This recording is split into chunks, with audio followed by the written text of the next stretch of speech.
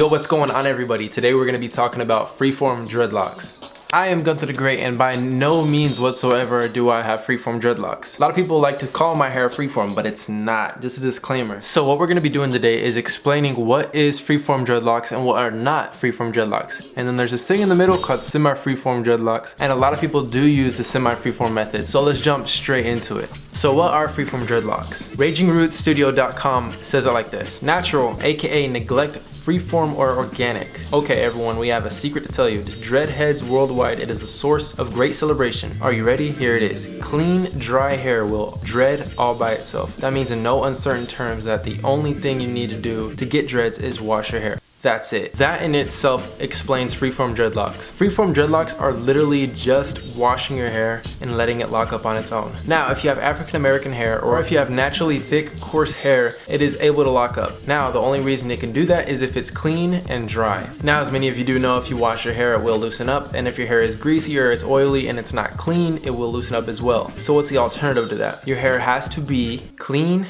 and dry. These are the two steps to freeform. No other method is needed. So these are the things that you don't need in order to have freeform dreadlocks. You do not have to twist your hair. You do not have to crochet hook your hair. You do not need to towel rub your hair. You do not need to sponge rub your hair. You don't have to go to a loctician. You don't have to back comb your hair. You don't have to palm roll your hair. You don't have to do any methods whatsoever. The only method you'd have to do, I guess, if you consider it a method, is wash your hair and let your hair dry. And you can do that multiple ways, which I myself use Dr. Bronner's as a shampoo. And the drying method, you could either use a towel or you can use a blow dryer if you would like. But how does this whole process work? So when you're washing your hair likes to curl up a little bit more and it likes to extend a little bit more. That's why if you wash your hair and you have dreadlocks, they seem to look longer when you wash them. It's just because the roots are extending. But the biggest thing is the drying process, which enables the hair to lock. Now, I've mentioned this in a video before on my Gunther the Great channel. If you guys have not checked it out, it is my vlog channel. Link is in the description, but I've mentioned this in that channel before. I mentioned how when you wash your hair, it loosens up, and then when you dry it, it starts to tangle up. As a visual representation, this is how your hair looks when it's wet.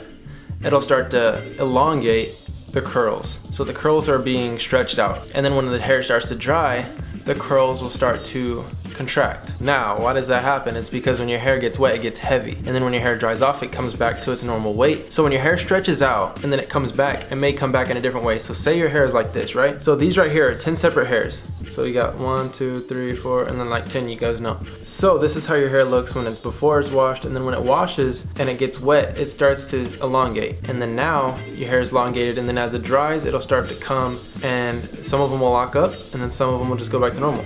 See how these are locked up and the other ones went back to normal.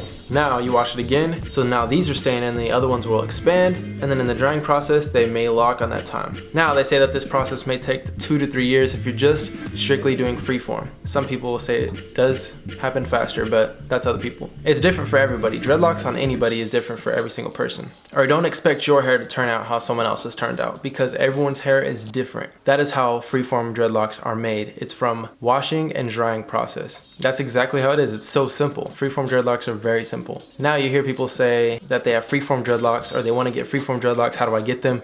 This is the perfect answer for them. All you do is wash your hair and let it dry. The confusion with my dreadlocks: I do not have freeform dreadlocks whatsoever. Now, I don't maintain my hair at all right now. But how did I start? I started with towel rubbing, so I already used a method right there. And then I went on to twisting my hair. That's another method right there. And I crochet hooked my hair. That's another method right there. And then I interlocked my hair. That's 4 methods right there. Now my hair is not freeform, but I do have Congos. So what's the difference between Congos and freeform dreads? Congos, anybody can have Congos. You can literally create Congos or speed up the process of creating Congos. But your hair will naturally Congo if you do not maintain it and if you don't touch it and you let it just do its own thing. That's how freeform dreadlocks pretty much are. It's like a bunch of Congos. See me, I have single dreads, and then I have Congo dreads. Like I have this one that has 5 right here.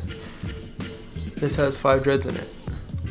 Now that's just because I don't do anything to my hair anymore, so I'm neglecting it right now. That's a better term for it. It's like neglecting your locking stages. So I'm just letting it lock on its own. This one has 3 right here. So I have a 3 one, I have a 5 one, and then I have just like a bunch that are 2. How do Congos come about? It's just from neglecting maintenance whatsoever. So if you don't maintain your hair, what I mean by maintenance is twisting your hair, crocheting your hair, doing whatever method you want to do, neglecting all of that. Just letting your hair lock on its own, which I think is a beautiful thing. You get to see how it creates itself and you're not doing anything to it. That's why I think freeform is so nice. And that's why I kind of converted into freeform even though I'm not freeform. And I know a lot of people out there who do have freeform dreadlocks are looking at people who say they have freeform dreadlocks and like, what the heck are you doing? Do not label yourself as freeform if your hair is not freeform. I don't even think you should label yourself at all. Like if you have dreadlocks, you have dreadlocks. If you have straight hair, you have straight hair. There shouldn't be like labels or boxes, but that's how the people see it. This is the explanation I'm giving to you on freeform dreadlocks. Hopefully it does get to you guys. I know it's been frequently asked and I'm pretty sure this will answer your questions. Thank you so much for all the questions that I've been receiving. Check me out on my social medias at Gunther the Great on Instagram and at Gundolphin on Snapchat. You guys can hit me up and say what's up. I'm always answering Snapchat questions on my vlog, so if you guys ask me a question on there, you can go subscribe to my vlog